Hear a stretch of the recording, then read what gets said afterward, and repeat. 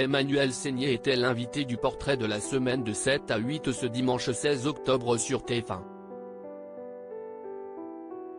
Interrogée par Audrey Crespo-Mara, la sœur aînée de Mathilde Seigner est revenue sur les nombreuses accusations d'agression sexuelle qui concernent son époux et réalisateur Roman Polanski avec lequel elle est mariée depuis 33 ans.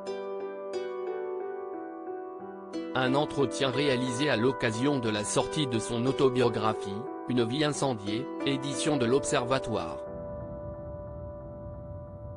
L'actrice se souvient d'abord du grand séducteur qu'était son mari au moment de leur rencontre.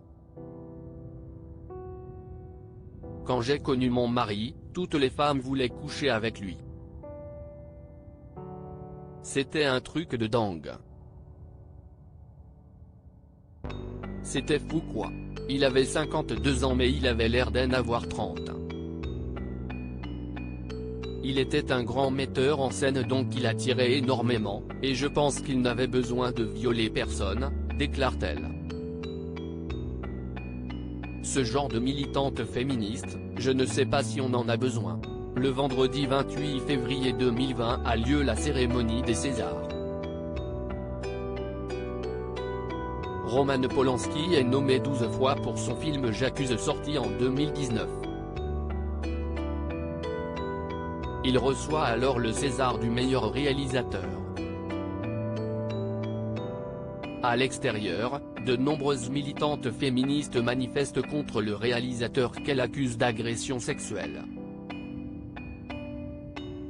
Les policiers utilisaient du gaz et il y avait certaines femmes qui disaient « Ce n'est pas nous qu'il faut gazer, si est Polanski », relate Emmanuelle Seigner qui n'avait pas assisté à la cérémonie. Je rappelle quand même que la mère de Roman est morte à Auschwitz dans la chambre à gaz et elle était enceinte en plus. Donc, ce genre de militante féministe, je ne sais pas si on en a besoin. Nous assistons à beaucoup d'abus de mensonges qui décrédibilisent ces victimes malgré toutes ces accusations qui attaquent son mari. Emmanuelle Seigner soutient le mouvement #Méto, il y a des très bonnes choses dans #Méto, si est à dire que si est très bien que la parole se libère. Franchement, si on a vécu des viols, des incestes ou des choses terribles, si est très important que les femmes puissent parler et qu'elles soient entendues. Je suis à fond pour ça, défend-elle avant de regretter. Néanmoins, nous assistons à beaucoup de dérives, à beaucoup d'abus de mensonges qui décrédibilisent ces victimes et qui ne leur rendent pas service. Donc si est ça que je trouve très dommage en fait. Roman Polanski reste présumé innocent des faits qui lui sont reprochés jusqu'au jugement définitif de ses affaires.